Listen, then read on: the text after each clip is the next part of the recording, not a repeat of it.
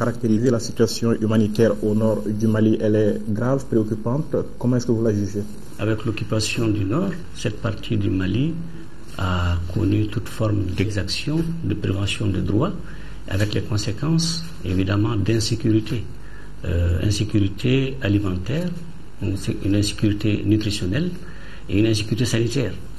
Et en plus de cela, le déplacement des populations a engendré un autre phénomène qui a consisté en la séparation de certains membres de famille.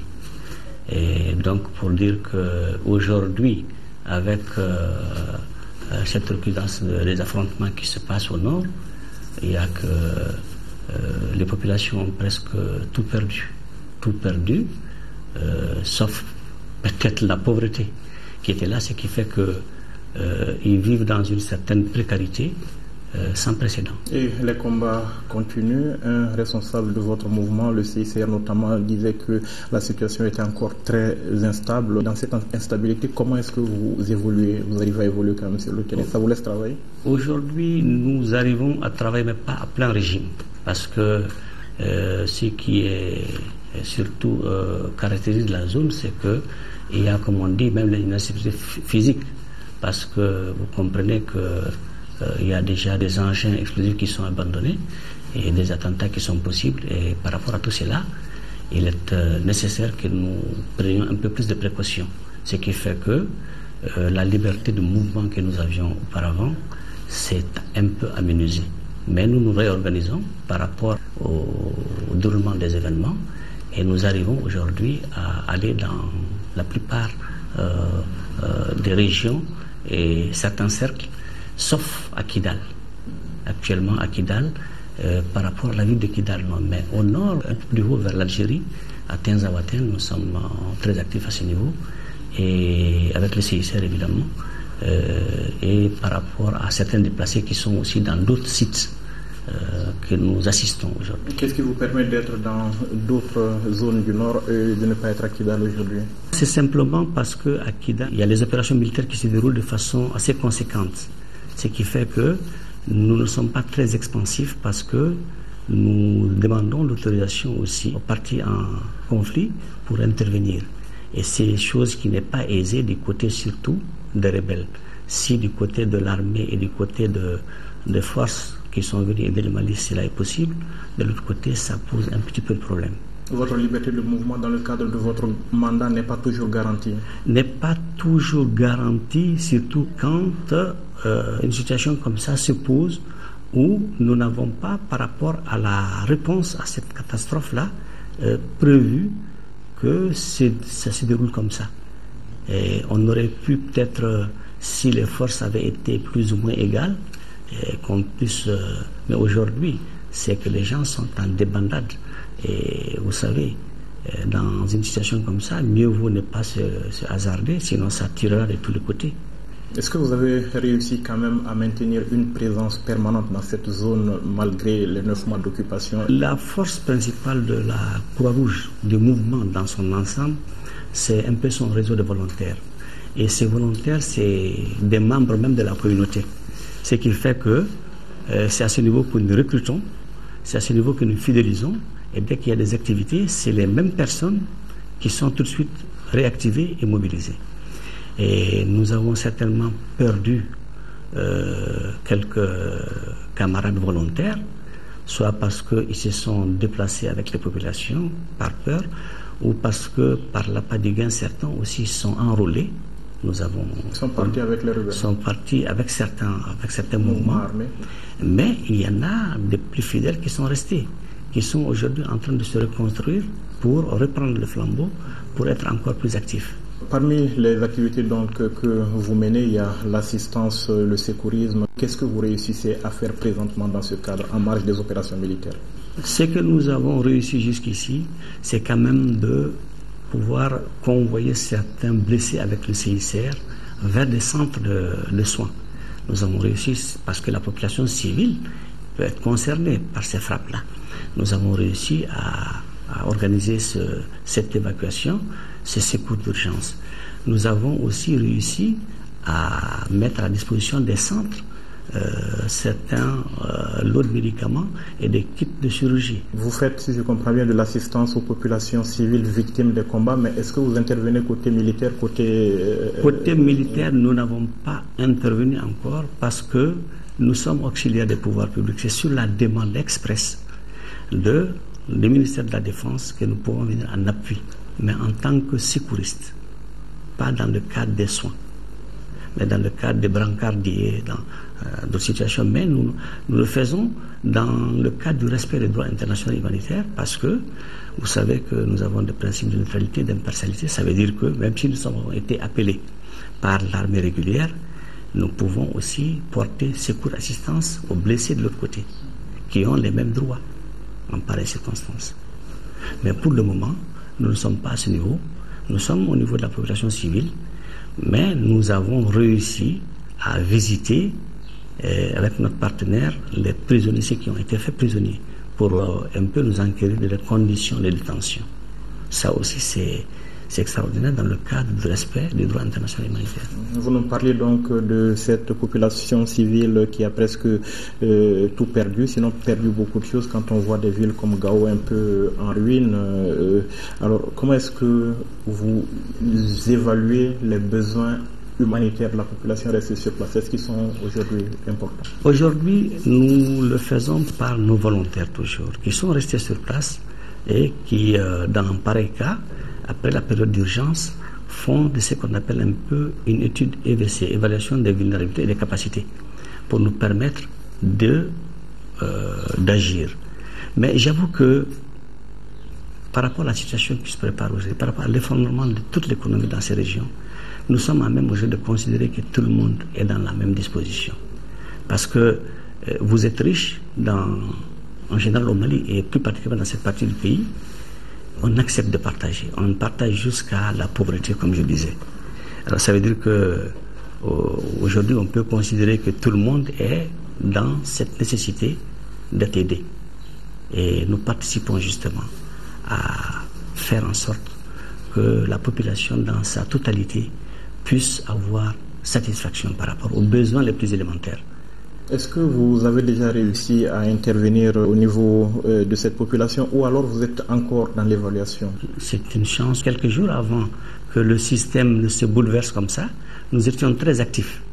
Et donc nous avons pu envoyer dans toutes ces régions, dans toutes ces parties du pays, des stocks assez importants. Et mieux par rapport au relèvement de la population, nous avons aussi eu des activités génératrices de revenus, des activités d'aide à la culture du riz.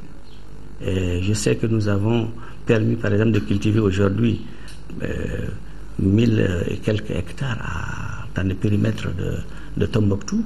La même chose dans les rizières de Niafunké, avec nos partenaires, avec des rendements formidables. Ceci a permis certainement qu'il y ait un apport supplémentaire qui puisse corriger momentanément la période d'urgence que nous évaluons à 2 mois. Parce qu'au-delà de 2 mois, nous rentrons dans l'assistance et dans la promotion de la résilience des populations. Comment faire pour prendre globalement toute cette urgence en charge dans les 2 mois dont vous parlez justement? Et dans les 2 mois, nous, on a établi ce qu'on appelle un plan stratégique à 2 volets, comme je le disais. Le premier volet que nous avons fait avec nos partenaires, pour ce qui nous concerne, en tout cas la partition que nous devons jouer, parce qu'il y a d'autres partenaires aussi dans l'humanitaire, vous savez, nous sommes la constance, c'est vrai, mais par rapport à la circonstance, il y a eu aussi des partenaires qui sont venus aider le Mali. Et par rapport à cela, dans l'urgence, nous avons un budget aujourd'hui de 5 milliards et 500 pour les 3 régions et la région de Mopti, un peu le nord de Mopti. Donc par rapport à ça, nous sommes prépositionnés à Mopti et nous avons commencé à avancer sur le terrain en direction de Konna. De l'autre côté, avec le partenaire, je disais que vers Kidal, nous intervenons déjà parce que nous avons aussi des sociétés nationales comme le Croissant Rouge algérien qui nous aident. Donc c'est tout ça mis ensemble qui va permettre de couvrir au maximum possible la région sur le plan des besoins, mais sur le plan aussi de l'étendue du territoire. Plus de 5 milliards de francs CFA, d'où est-ce que vous sortez vos fonds? On a nos partenaires qui ont accepté de financer Ça ne manque pas aujourd'hui. Nous sommes dans un réseau. Nous avons plus de 190 sociétés nationales dans lesquelles nous sommes dans le mouvement, et nous avons le CICR, ce qui fait que cet aspect des choses est vite compris et ils accèdent généralement à nos demandes. Depuis le déclenchement de ce conflit, on sait que les populations déplacées sont très nombreuses et à l'intérieur et à l'extérieur du pays. Qu'est-ce que la Croix-Rouge a réussi à faire jusque-là pour les déplacés du Nord? Pour les déplacés du Nord, ce que je dis à l'intérieur, nous avons surtout travaillé à l'intérieur. Pour tout ce qu'il y a à l'intérieur, dans toutes les régions du Mali, nous avons fait des actions. Et nous continuons de faire des actions. Même à Bamako, dans le district de Bamako, nous avons fait quelque chose. Et à partir de Mopti, nous sommes occupés de toutes les régions du Nord. Au départ, nous avons été avec, parce que nous sommes auxiliaires des pouvoirs publics, il faut le dire, nous avons été avec le ministère de l'Action humanitaire sous la fureur du Haut Conseil islamique, il vous souvient. Mais après, nous avons, puisque ceci c'était surtout le niveau central des chefs-lieux de région, nous avons sollicité, obtenu d'aller vers la périphérie. Et ça a été salutaire parce que ce niveau d'intervention était vraiment celui où les besoins étaient les plus criards. Et nous travaillons aussi avec nos partenaires à éviter qu'il y ait le phénomène de redondance qui conséquemment va poser des lacunes de l'autre côté. Ça veut dire qu'on demandera toujours aux partenaires de choisir le secteur et l'activité qu'ils veulent faire pour que quelqu'un d'autre ne le fasse pas. Ça permet d'avoir une couverture et le maillage un peu des zones d'intervention. Vous nous avez dit, vous avez assisté notamment les déplacés, les réfugiés. Vous n'avez pas intervenu dans ce cas? On a intervenu. Vous savez, on a été la première société humanitaire à aller sur le terrain au le plus fort moment des hostilités. Ce qui a fait que nous avons évacué, par exemple, tous les enseignants de l'IFM de Kidal, il vous souvient. Nous avons aussi évacué les familles de certains militaires que nous avons pris en charge jusqu'à Mopti et jusqu'à Bamako. Nous avons aussi, à Tombouctou, chaque fois que nous sommes allés, nous sommes revenus avec tout ce qui était candidat pour sortir. Et quand on a fini cela, nous nous sommes lancés dans ce qu'on appelle un peu des activités de rétablissement des liens familiaux. Parce que vous savez, je vous le disais, dans cette situation, c'est la débandade et les familles sont plus ou moins disloquées. Mais nous sommes arrivés à reconstituer ces familles-là au niveau de Mopti pour des enfants qui sont perdus, pour des femmes qui sont aussi... somme toute des choses comme ça, nous avons pu le réaliser dans l'urgence. Et après cette urgence-là, nous avons aussi intervenu, comme je disais, par rapport au périmètre irrigué pour renforcer le relèvement de ces populations qui sont restées. Pas celles qui se déplacent, mais celles qui sont restées. Aujourd'hui, au-delà de la Croix-Rouge malienne, de ses partenaires, est-ce qu'il y a d'autres humanitaires quand même qui œuvrent dans le cadre de la prise en charge des besoins des populations au nord sur place? Il y a des acteurs humanitaires. Il y a ceux qui se sont constitués pour la circonstance, je le disais, et ceux-là qui, avec nous, sont un peu la constance dans les activités. Et je peux dire que par rapport à ces acteurs-là, nous avons tout le système des Nations Unies qui est là.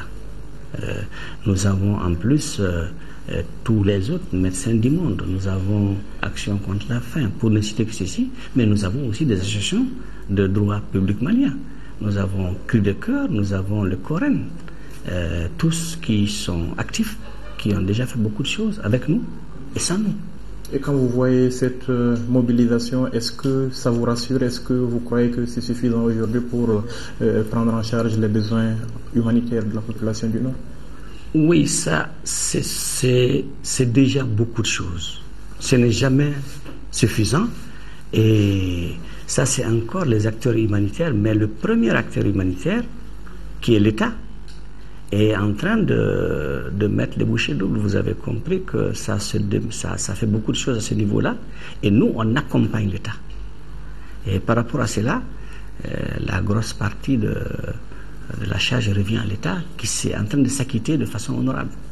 Donc, on peut espérer que tout cela, mis bout à bout, va convenir par rapport à la situation et va permettre que ces gens sortent de cette précarité et qu'ils reconstituent leur pouvoir économique. Il n'y a plus de marché, il n'y a plus de cheptel. Or ça, c'est le poumon même de l'économie domestique qui fait que les gens luttent un peu contre la pauvreté. Voilà. Et la mobilisation, elle doit durer parce que au-delà des 2 mois d'urgence dont vous avez parlé, il y aura le retour des populations. Oui. Comment est-ce que vous entrevoyez ça? Aujourd'hui, c'est notre défi. Oui. C'est notre défi. J'ai dit que par rapport à l'action humanitaire, il y a les 3 étapes. Il y a l'urgence, il y a l'assistance et puis la période de relèvement où il faut que les populations puissent se sentir un peu plus fortes et se relever de cette situation. Et c'est ce qu'on appelle un peu promouvoir un peu leur résilience pour qu'à l'avenir, elles puissent résister. Et ça, c'est le défi que nous avons aujourd'hui. Et nous n'avons pas attendu de finir la période d'urgence que nous sommes en train justement d'évaluer tout ce qui est en train de venir. Parce que c'est le défi futur. Les populations, à 80%, souhaitent revenir. Vous savez, la Lune, comme on dit, le clair de lune le plus éclatant quand on l'observe à partir de ce choix. Et ça, je crois que tous ceux qui sont dans les pays voisins aujourd'hui, il nous revient qu'ils sont en train de préparer le retour. Et il faut qu'ils puissent aujourd'hui trouver que quelque chose les attend. Ils ont perdu jusqu'aux ustensiles de cuisine. Les kits-abris, ils n'en ont pas. Tout c'est la deuxième partie de l'évaluation va être pour nous au-delà des 5 milliards, c'est sûr. Parce que là, c'est aller jusqu'à la période hivernale et un peu prolonger dans l'année qui suit pour qu'elle soit plus solide. Et vous comptez toujours sur vos partenaires pour la financer? Vous êtes optimiste? Pas que nous comptons, nous avons des promesses fermes de ces partenaires. Et nous pensons que jusqu'ici, ça a toujours bien marché. Parlons toujours de la situation sur le terrain. On a beaucoup entendu parler ces derniers jours d'exactions commises sur les populations, disons, à peau blanche. Alors, est-ce que vous qui êtes sur le terrain, vous avez pu constater ces choses? Sur le terrain, nous ne pouvons ni affirmer, ni confirmer, ni infirmer ces allégations. Nous avons aussi entendu. Mais je vous dis jusqu'à ce jour, aucun volontaire de la Croix-Rouge n'a été témoin oculaire de ces exactions. Et il ne nous a pas été rapporté aussi que ça s'est passé à tel endroit. Mais c'est des allégations. Nous, par rapport à notre mandat avec le CICR, nous vérifions, nous avons donc un système pour vérifier. Mais jusqu'au jour où je vous parle, nous n'avons pas encore des preuves formelles d'une exaction sur telle ou telle personne. Mais vous menez vos enquêtes? On mènera des enquêtes lorsqu'on aura l'information à partir de nos volontaires. Ce n'est pas les allégations qui vont nous amener sur ce terrain-là. Chaque fois que nous avons appris, par exemple, qu'il y a des prisonniers à tel niveau, nous sommes allés. Parce que là, nous avons eu l'information et nous sommes allés vérifier l'information. Chaque fois que nous avons eu qu'il y a des blessés, de part et d'autre, que ce soit à Bamako ici, ou même avec des djihadistes, nous sommes arrivés à voir des militaires. Donc vous attendez que l'information vienne forcément de vos volontaires. Ça, c'est votre démarche à vous? C'est ça. Nous avons la chance d'être ubiquitaires. Nous avons la chance d'avoir ces relais au plus profond des pays. Et le système est fait de telle sorte que l'information à Gao aujourd'hui nous vient dans la seconde, vous savez. Et ça, c'est nos démembrements et notre façon de travailler. Le professionnalisme de cette action qui fait que nous sommes au courant très vite de ces genres d'informations. Nous avons appris comme tout le monde. Nous avons appris comme tout le monde. Nous avons même essayé de vérifier à Sévaré par les partenaires et par tous ceux qui travaillent là. Je vous dis qu'à l'heure actuelle, nous n'avons aucune confirmation de ces faits. Pour terminer, malgré les difficultés, il y a de l'espoir pour le Nord? Il y a de l'espoir. Il y a de l'espoir. Mais vous avez quelque part dit que est-ce que c'est suffisant tout ce qu'on fait? Ce n'est jamais trop suffisant. C'est pour ça qu'ici, au niveau de la Croix-Rouge, nous avons, comme à tout, le pouvoir de l'humanité. Mais pour que ce pouvoir-là triomphe, il faudrait que chaque Malien, chaque citoyen malien accepte de donner un jour à la Croix-Rouge, parce que quand vous donnez un jour à la Croix-Rouge, elle vous en donne toujours. C'est ça notre devise. Donner un jour à la Croix-Rouge, et elle vous en donnera toujours. Ça veut dire participer aux activités, être volontaire pour participer, la Croix-Rouge. Être volontaire, donner un petit peu de son temps, ou bien de ses moyens, et quelque part, vous aurez été utile à l'humanité. Merci, M. Cissé. Merci bien. Merci mesdames, messieurs d'avoir été avec nous. L'interview de la semaine revient donc la semaine prochaine en compagnie d'un autre invité. En attendant, nous vous souhaitons de passer de bons moments de télévision sur l'ORTM.